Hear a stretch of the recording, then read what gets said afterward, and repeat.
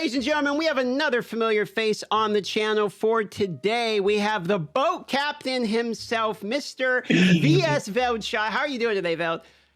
I'm doing pretty well. It's been a while since I've seen some Immortal and hung out with you, so it's nice to be here. Been a moment, and we're going to be talking about Immortal today, but you said you've kept up a little bit with what's been going on with the news, and of course you played Immortal and covered Immortal for quite a while, just until recently, and now obviously with Diablo 4 coming, you're getting prepared for Diablo 4. So before we get into the question of the day, which is Immortal still worth playing a year later in 2023 going into 2024? I gotta ask you one question, which is, do you miss the boat yet? Oh yeah. After playing all these grinding games, there's just something relaxing about sitting there while coming into the game and seeing a couple oranges on the ground, you know, like, yeah, it's kind of easy to farm in this game, wasn't it? Yeah, not so bad. I'll walk us back to the boat. So if you guys didn't know, Veldshot would always farm in the same spot in the boat for basically, 8-9 months in a row. Didn't do much else. Except for the farming of the boat. So we always have to give him some shit for being the boat captain, as everyone knows him. I'll walk back so you can see your home. But the debate for today is the game worth playing basically a year later at this point? Now we have the game has continued to develop, continue to have updates, etc. coming to the game. And I wanted to start with, let's start with what made you originally leave the game. So we can address what might make somebody quit before we address what might make somebody play. I think the biggest reason is progression, and I've realized this over the past years, but specifically in the past 2 months. I am a progression addict. I will play all these games so that I can progress. And unfortunately, in Diablo Immortal, there comes a time when the Paragon level caps you out, and there's not really a way to get combat rating. You gotta kind of wait for the new Hell difficulty, although some of those things have kind of alleviated over the course of the months, but that's got to be the biggest reason. And then at that same time, it's blocked by paying, which is kind of the same thing as okay, I can't progress unless I spend money. So those two kind of comboed, and I was like, you know what? I can't really do anything to make my character stronger. So that's the main reason. So you kind of tapped out. You bottomed out. You hit the bottom of the barrel without really swiping your card. And you felt like, yeah, I can get progression, but I'm waiting for the server Paragon level, waiting for the new content, waiting for the new stuff to come out. And you just got kind of sick of waiting. Am I hearing that right? Pretty much, yeah. I'm an impatient person when it comes to content games. I'm like, get me in there, right?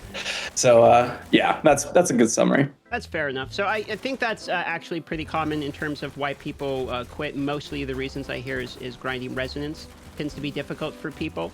And if, of course, for the people that are maybe just watching this video and not really 100% sure because they're debating if the game's worth playing, resonance, of course, would be the pay-to-win aspect with things like legendary gems that increase your base attributes, which will increase things like your life and damage, okay? And give you a little bit of combat rating, though, to be honest. Pay-to-win and combat rating isn't really the primary concern. It's more the resonance that sort of comes with it, and that has been the largest complaint. Now, I want to make an argument here, and since you are always very open with your opinions, I want to hear about exactly whether or not you think this is a terrible take, which is that Diablo Immortal is actually a very good casual game and still worth playing in this year if you are a casual player. But if you're playing 10 to 14 hours every day, maybe you play the PC versions of these types of games, because very rarely are people on their phone for 10 hours a day. I feel like the people that are grinding those amounts of time typically are doing it on the computer, and those types of players would be better suited. I mean, like yourself, you went to Diablo 3, right? And you enjoyed that quite a while, and now Diablo 4 is coming. So let's talk about specifically the casual or new or returning player for the sake of the conversation. What would your opinion be about the game for somebody in that area? Somebody who plays, let's say, 2-3 hours a day. So the first thing is, it's been a year, right? We have 15 to 16 days until it's officially been a year. And that's a big deal, because if you start playing the game now, I mean, you got, 700 levels at this point to actually catch up to the Paragon level. That's a good point. Which is absurd. And that means that you have days, if not weeks, of actual gameplay time to catch up in terms of the level. So you will constantly get that progression kind of dopamine. And not only that, but the actual gameplay loop is still really, really good. And I actually disagree with a lot of the takes out there that are saying it's a bad game. Yes, it's a mobile game, but I think it's actually a pretty good one. And I also think that in terms of how it feels, it's on par with like PC gameplay, like how your character feels, how the abilities work, and how smooth it is. I think the actual gameplay itself doesn't get enough credit. Now, there's obviously mobile restrictions, but I think the game itself is a good bones, like very, very solid gameplay. Do you actually? So a couple questions. Is one, I think you kind of got a good point there with the server paragon, which is something I didn't think. Which is at the beginning, server paragon was obviously 0, and we're all like starting from the beginning of server paragon. So we all started the game, have been playing a year, like getting bled out content, drip fed basically content, feeder tube, the paragon level as it goes up. But do you think it's going to be do you think a new player now has a better experience than a new player when we started, when the game just came out? Oh, 100%. I think the only thing that I would consider, okay, maybe that's a concern, is potentially like finding groups. Maybe, if that's even a concern. Let me address that real quick too, before, not to cut you off, but I think that's a good point. So did you know, I don't know if you're aware of this, but they actually just recently crunched the hell difficulties together. So now if you're in hell like 1 through, I think it's like 4, and then 4 through 7, or it might actually be all the way 1 through 7, that you actually play in the same area. You're just all on different hell difficulties and scaled dynamically, almost like Diablo 4. But continue with your point. Yeah, that's, I remember when it was crunched from 1 to 4, but I didn't know it was actually crunched from 5 to 7, etc. But yeah, I think that overall, as you say, when I started, I played for like 27 hours straight, like not even joking. That's literally what I did. And I ended up Paragon 3 by the time I stopped playing the first day. So literally, my first day, I was already getting hamstrung on my XP gain. And I think that is a big deterrent for even casual players. Like, yes, you could say play 3-4 hours a day, but eventually, even if you do play that much, you'll lower your experience gain. And that may not mind to some people. Like people, you just play the game and have some fun. But I think that when you're entering the game and you have the new Reliquary bosses, you have, all the different curse gear and the gears to get, you have all the different guild activities and all those things. You have all the different builds that are now available to you, all the legendary items to acquire, the mastery system, there's so many different separate progression mechanics that when you get them, when you're already 600 or 400 Paragon, you're like, oh, well, I just have to grind this one thing. But when you start off the game, like all those things are progressed at the same time. And it actually kind of feels pretty smooth. Like, oh, I'm upgrading this and I'm upgrading this after that. And I'm focusing on this. I think that's a really nice feeling to have. So overall, after you have left, have you missed the game at all? Is there anything about the game that you felt like, I actually really like this about it more, though, that Diablo 4 doesn't have? Because obviously you're going to cover Diablo 4. We're all going to cover Diablo 4. We're all excited for the game, and I'm hyped for it as well. But I'm kind of curious because they are my experience is that they are very different. Which is like Diablo 4 and Immortal almost feel like completely separate games. Like I get their Diablo and there's the theme of it. And yes, they're both grinders, but like that's kind of where it really stops. And not just because of the pay to win, but also because of like the gameplay itself feels dynamically different. And I think if you play both games, you might actually understand that. And then obviously there's the combat rating, etc. with it. So I'm kind of curious, like, what is it about D4 that you found that you wish Immortal had? And what is it about Immortal you wish D4 had? Yeah, so the first thing is I want to address that first, which is that I hate when people just say it's pay to win or it's got combat rating. Or I don't like when people simplify things down. Like I always talk about Immortal, even to this day, and I think people just have the wrong idea, and they always will. But there's two things in particular that I think Diablo Immortal does way better. The first thing is WASD movement.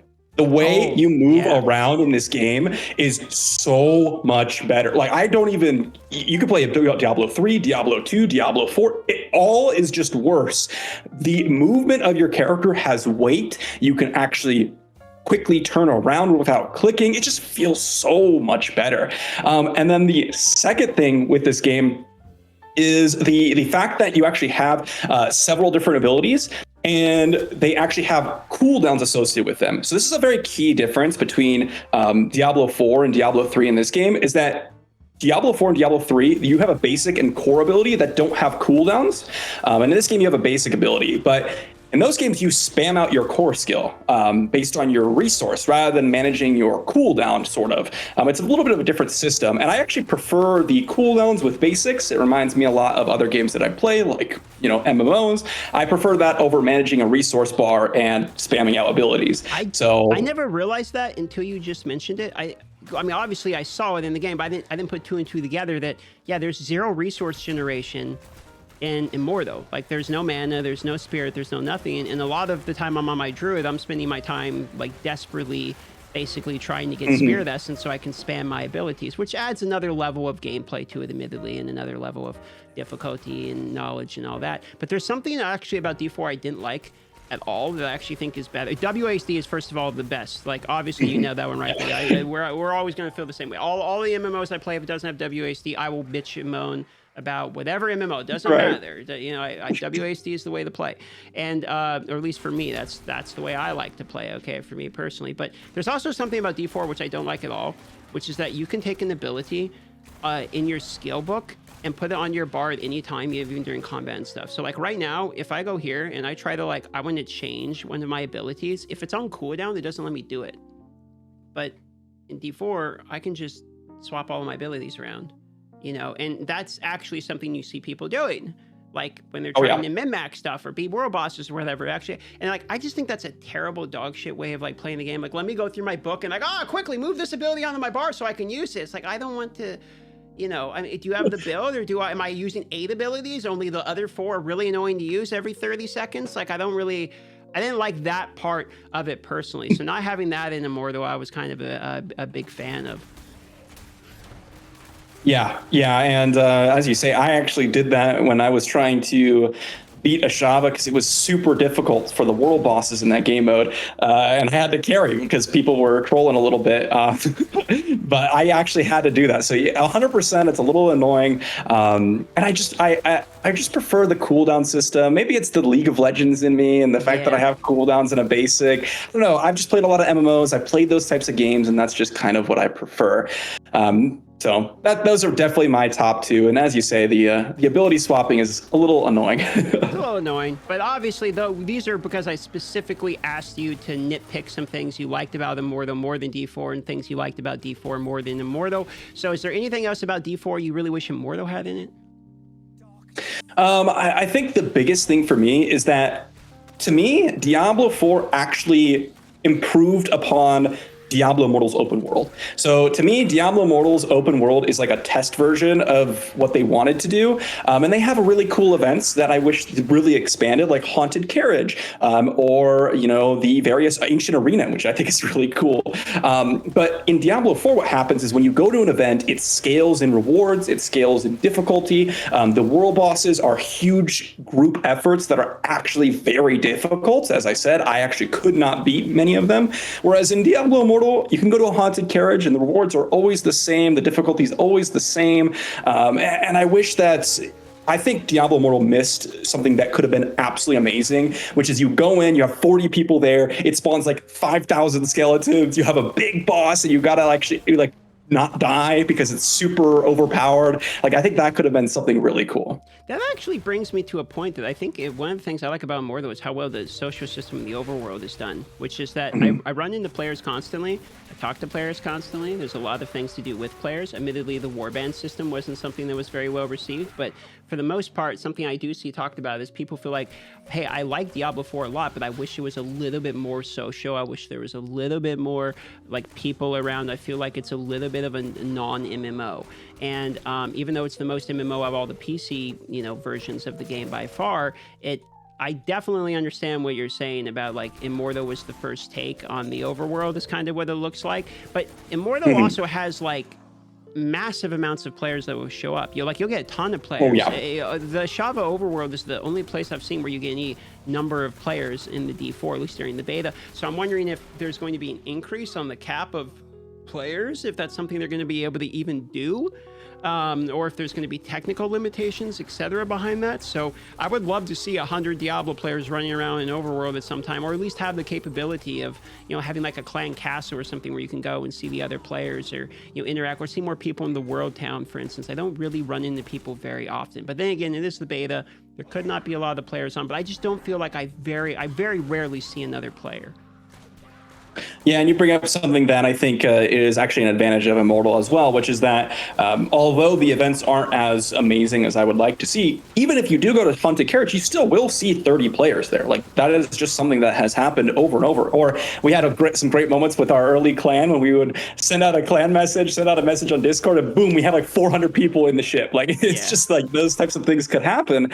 And to kind of mix the two, like I would have loved to see Diablo 4, although this is a very polarizing opinion because I personally really enjoy open world. I'm an MMO player after all. I would have loved to see them expand upon Diablo 4 and just make the whole thing an open world, no cap on players, etc. And then in Immortal, if they scaled up the events, like that's where both games, if they just kind of mix the two, for me, it would have been the perfect combination. Yeah, leave the pay to win and the combat rating system in Immortal for the mobile gamers, and bring the social aspects and the larger cap on the players over to Diablo 4, and then we got something. But to bring it back to the original point and drive it on home for the reason that people click the video is, do you believe Immortal is currently worth giving a try in 2023, a year later, as someone who played the game, covered the game, and then quit the game?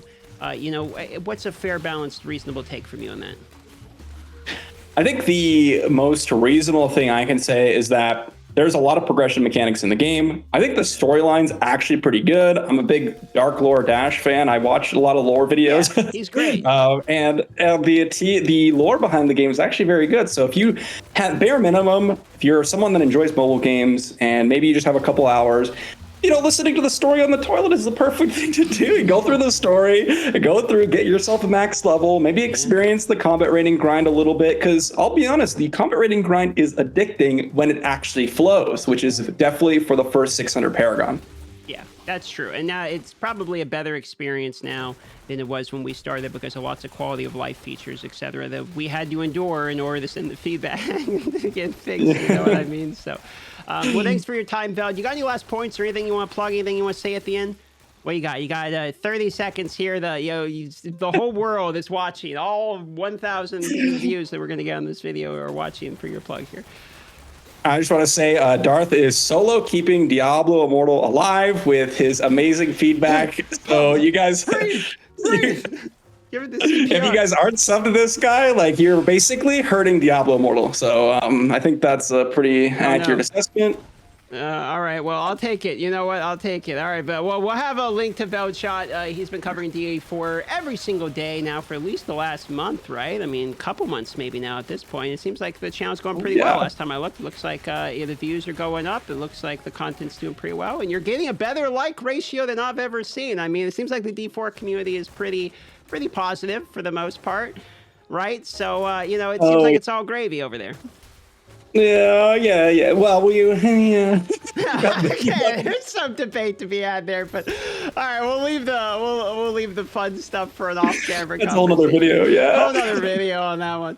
All right, everybody, go sub to my boy Veld. Support the boy. We're all going to be in the same clan and doing the same shit that we did last time on the next launch. So I'm trying to talk him into playing hardcore with me. It sounds like I'm going to be the only one doing hardcore until I die and then giving it up and playing softcore or something more than likely. So we'll see how that goes. But thanks for coming by, Veld. And see ya, Bo Captain. Bye-bye. Yeah, adios.